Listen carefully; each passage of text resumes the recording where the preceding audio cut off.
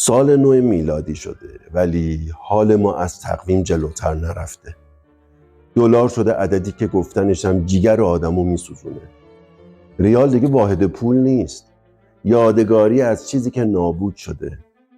47 سال نه اشتباه نه سوء تفاهم. 47 سال تصمیمای غلطه که هر بار سهم مردمش فقط فشار بوده، فقط کوچیکتر شدن سفره، فقط عادت دادن به رنج.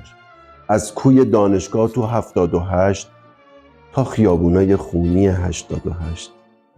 از بنزین 98 تا فریادای 401.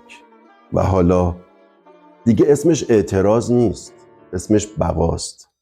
مردم نیومدن بیرون که دیدشن، اومدن چون گرسنگی دیده نمیشه، اومدن چون زندگی از داخل خونه ها جمع شده. و آخرش میرسیم به 26، عددی که توی فرهنگای قدیم عدد خداست، عدد حقیقته، عدد عدالته. اما اگر خدا عدد داره، پس این همه بی‌عدالتی چی بوده؟ این همه هرج و مرج اسمش چیه؟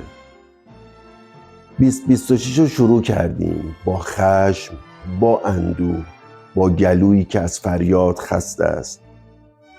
امیدوارم اگه قرار این عدد معنا داشته باشه، اگه قرار 26 فقط یک عدد نباشه، این سال آزادی مردم ایران باشه، نه از روی لطف بلکه از سر حق.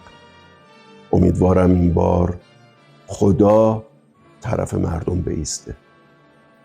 پاینده ایران.